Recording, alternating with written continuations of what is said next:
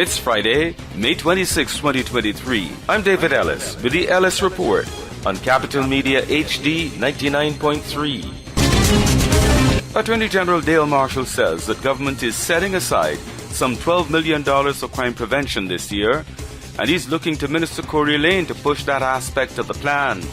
He's told a crime symposium here that crime prevention is now a critical part of government's agenda.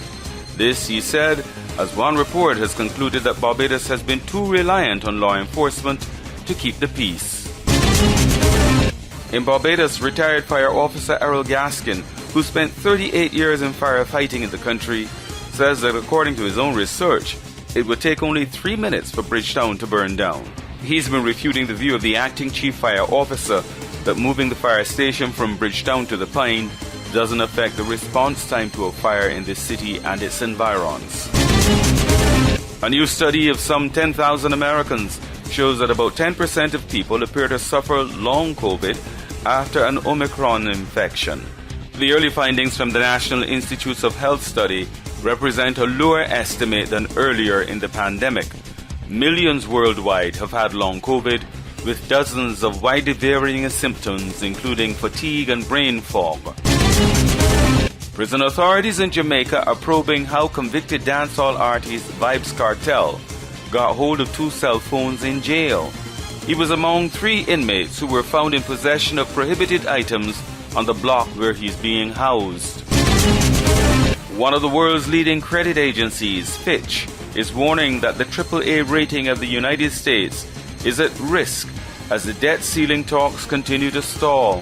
Fitch says its decision reflects increased political partisanship that's hindering reaching a resolution to raise or suspend the debt limit before early June.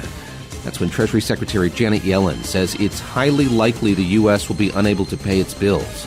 In a statement, a Treasury spokesperson says Fitch's warning, quote, underscores the need for swift bipartisan action by Congress. The government of Antigua claims that it's had legal advice from 2 King's Counsel in England that the Governor-General there has no power to set up a commission of inquiry into the African charter flight saga, which saw hundreds of Cameroonian migrants stranded in Antigua. In response, a prominent attorney there is asking the Attorney General to make public the details of that legal opinion. President Biden is today nominating a second black man to be chairman of the Joint Chiefs of Staff. He is U.S. Air Force Chief C.Q. Brown Jr., who is to replace General Mark Milley. The first black to hold that post was Colin Powell.